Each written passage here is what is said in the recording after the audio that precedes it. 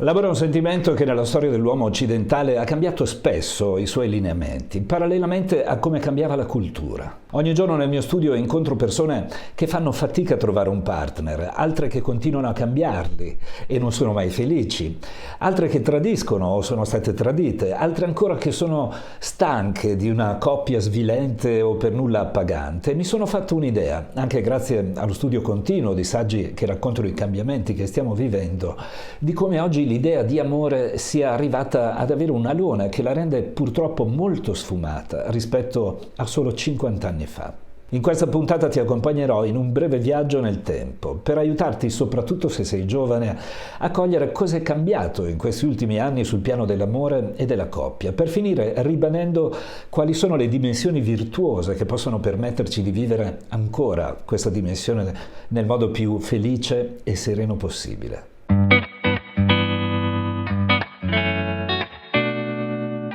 Senza andare troppo indietro nel tempo, chi è della mia generazione può ricordare come i moti giovanili del 68 abbiano dato uno scossone piuttosto forte alla tradizione prettamente patriarcale che ci aveva accompagnato per secoli, dando vita a enormi trasformazioni sociali che hanno stravolto e rivoluzionato la cultura.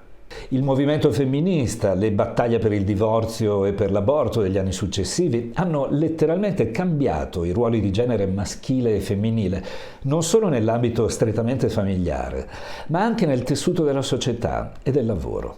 Questi cambiamenti sociali hanno influito su un repentino cambiamento anche del concetto di coppia, poiché la donna finalmente ebbe la possibilità di autodeterminazione e di indipendenza economica, almeno in teoria.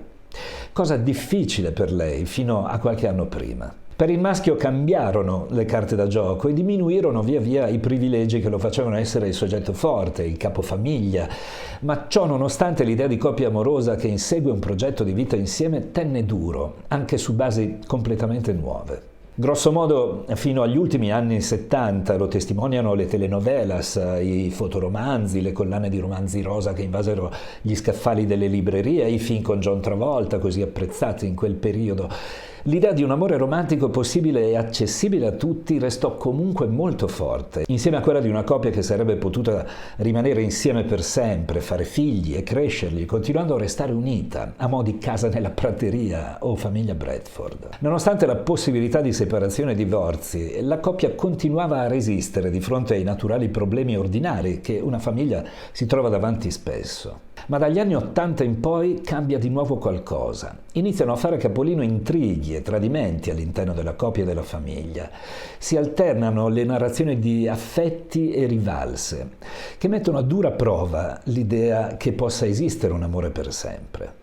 Ad esempio, film come Kramer contro Kramer o Attrazione fatale mettono in risalto nuove tendenze. Il primo contribuisce a sancire definitivamente la realtà della separazione e del divorzio, pur evidenziandone i vari problemi pratici e i disagi emotivi.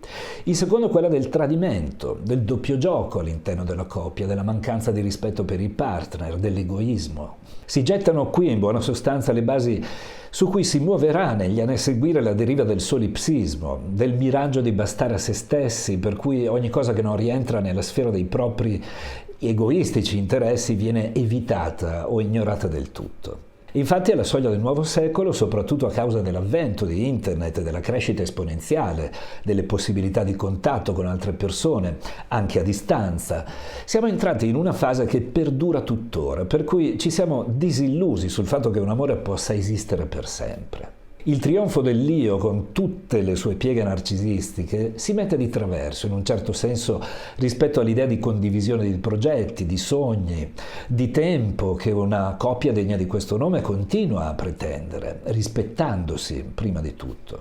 Dal 2000 in poi ascoltiamo narrazioni dell'amore piuttosto ciniche, spesso nichiliste, che molte volte sguazzano nella mera sessualità, nell'appagamento fisico, che aprono ai cosiddetti poliamori, alla dimensione della tromba amicizia, a cui ho già dedicato un video. Si cercano più volentieri le eccitanti sfumature di grigio e si evitano troppo spesso l'impegno e il rispetto reciproco, si fanno vacanze insieme ma si continua a vivere in case separate, per il grande timore di dover rinunciare ai propri spazi intimi e personali, convinti che sia sempre più difficile trovare una persona che ci convinca del contrario.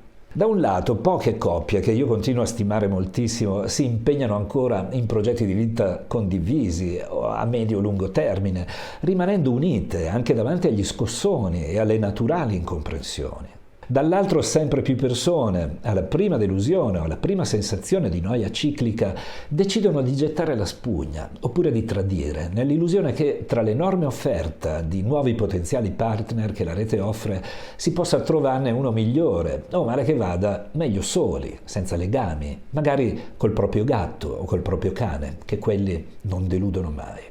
Tra le tante sfumature che si sono ingrigite rispetto a quelle piuttosto nitide che l'amore aveva un tempo, alcune sono quasi scomparse e vorrei sottoportene 3 che a mio avviso sono la condizione senza la quale è veramente difficile creare una coppia che sappia resistere nel tempo, affrontando le naturali burrasche, le momentanee incomprensioni e lavorando sodo per cucire un futuro, non per ridurlo a brandelli, spesso facendone pagare il prezzo ai figli. La prima dimensione, che sta svanendo in maniera esponenziale se non è già sepolta, è quella della capacità del singolo di spostarsi dal suo centro, permettendosi di cogliere anche ciò che sta fuori dai propri interessi egoistici, di domandarsi ad esempio quali effetti hanno i propri comportamenti sull'altro, andando incontro ai bisogni del partner, non solo quando il partner stesso ne fa richiesta, ma anche prevenendo che debba chiedere. Essere in grado di uscire dalla propria bolla egoistica è quanto mai necessario nel momento in cui nasce un figlio e per molti fortunatamente è ancora una spinta naturale farlo, per altri invece lo è solo a parole.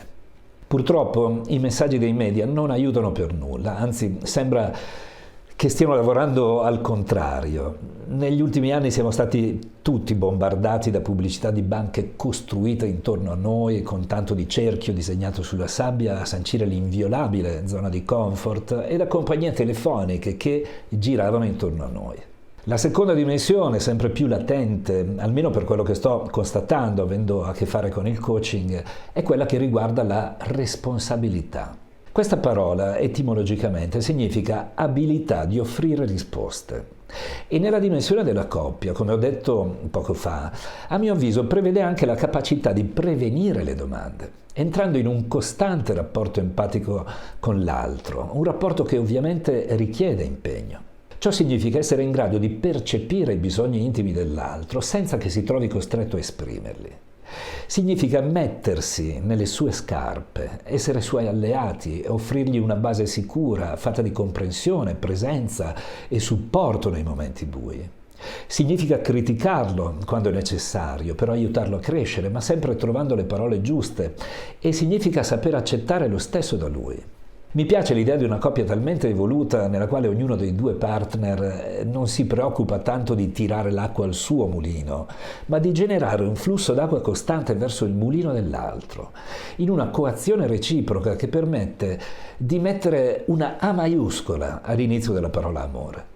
Essere responsabili nella coppia e come genitori, a mio avviso, significa soprattutto questo, ma ciò non vuol dire che si debba viziare l'altro, magari negando se stessi, poiché la dinamica del viziato è sempre a senso unico. La dimensione aurea è quella in cui entrambi sono responsabili in questo senso e cercano costantemente di dare la versione migliore di sé al partner, anche nei momenti di nervosismo, quando è più facile di solito offrire ad altri la nostra gentilezza e trattare male proprio chi affermiamo di amare.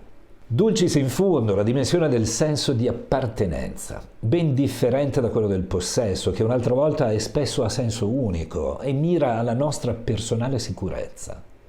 Voler possedere il partner non è altro che pensare solo a se stessi. Appartenersi invece significa accendere un noi, sentire di essere un noi, una squadra, soprattutto quando ci sono i figli.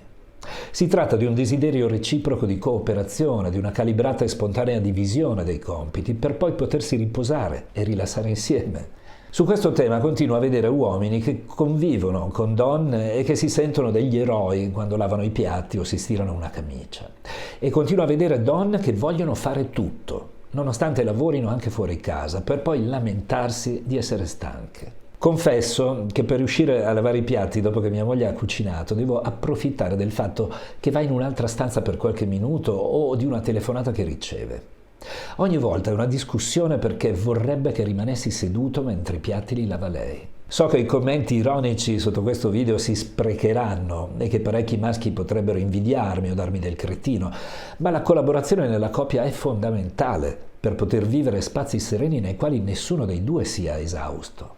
Pensa a queste 3 dimensioni di cui ti ho parlato e se ti rendi conto che sono carenti nella tua coppia, potresti provare a smuovere qualcosa per riaccenderle. Ne va anche della tua serenità. Ci rivediamo tra 7 giorni e ricorda che qualsiasi cosa, se non cerchi di migliorarla, probabilmente peggiorerà.